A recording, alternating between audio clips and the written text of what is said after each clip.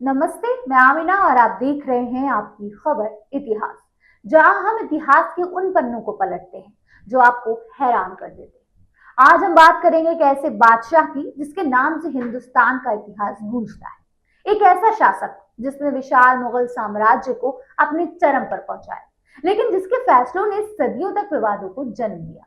हम बात कर रहे हैं औरंगजेब आलमगीर की। लेकिन रुकिए, ये वीडियो उनके शासन या युद्धों की कहानी नहीं है। आज हम खोलेंगे एक अनोखा रहस्य, एक ऐसा बादशाह जिसके पास सोने चांदी का खजाना था, जिसके एक इशारे पर सेनाएं चल पड़ती थी। वो अपने हाथों से नमाज की टोपियां क्यों बुनता था? क्या था इस शौक के पीछे का राज? क्या है उनकी सादगी थी या धार्मिकता थी या कुछ और? आइए इस 400 साल पुरानी कहानी में चलते हैं और जानते हैं कि औरंगजेब की टोपी बुनने की आदत इतिहास में इतनी खास क्यों है। चलिए शुरू करते हैं। औरंगजेब, जिनका पूरा नाम मुहिउद्दीन मोहम्मद औरंगजेब आलमगीर था। उनका जन्म 3 नवंबर 1618 को गुजरात के दाहोद में हुआ था। वो मुगल साम्राज्य शाहजहां और मुमताज महल के तीसरे बेटे थे। 1658 में अपने भाइयों को हराकर और अपने पिता को आगरा के किले में कैद कर औरंगजेब ने मुगल तख्त हासिल किया। उनका शासनकाल 1658 से 1707 तक यानी लगभग 49 साल तक चला, जो मुगल इतिहास में सबसे लंबे शासनकालों में से एक है। इस दौरान मुगल साम्राज्य ने दक्षिण भारत का विस्तार किया, जिसमें दक्कन, बीजापुर और गोलकुंडा जैसे क्षेत्र शामिल हुए।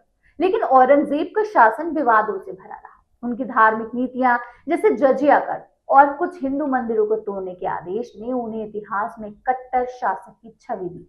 फिर भी कुछ इतिहासकार जैसे जदुनाथ सरकार मानते हैं कि औरंगजेब का शासन साम्राज्य को एकजुट रखने की कोशिश थी, भले ही उनकी नीतियां कॉन्ट्रोवर्शियल थी। लेकिन आज हम उनके शासन से ज्यादा उनकी प्राइवेट लाइफ पर फोकस करेंगे, खासकर उनकी उस आदत पर जो उन्हें बाकी मुगल बादशाहों से अलग बनाती थी।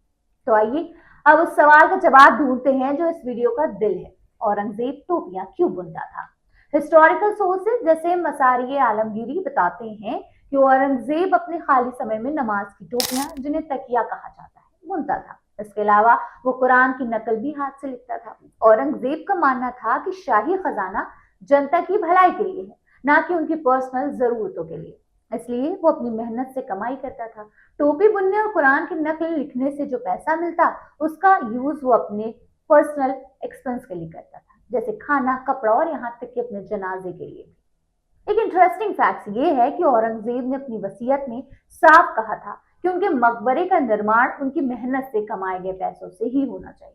यही वजह है कि औरंगाबाद के खुलदाबाद में उनका मकबरा बेहद सादा है, बस एक छोटा सा पौधा और कोई शाही मैग्निफिसेंस नहीं।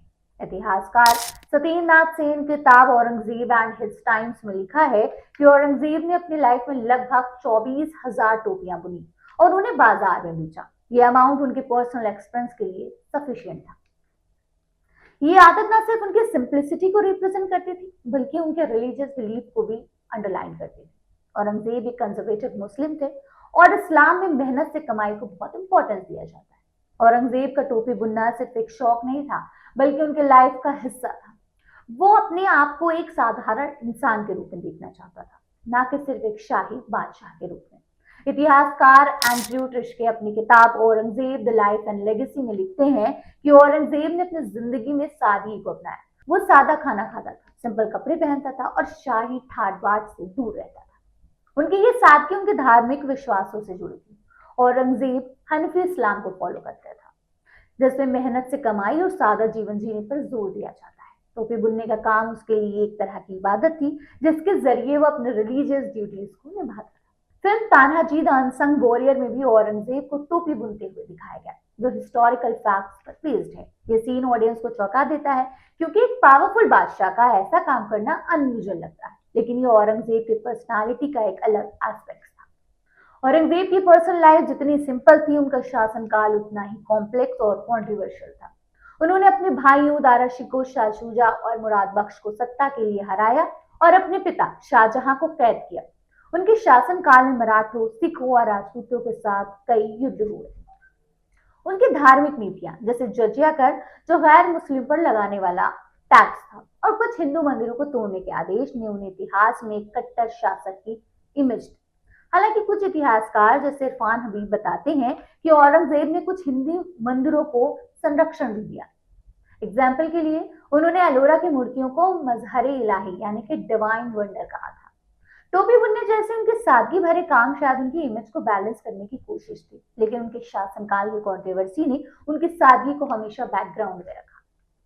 औरंगजेब की टोपी बुनने की आदत आज भी इतिहासकारों और आम लोगों के लिए एक मिस्टीरियस एस्पेक्ट है।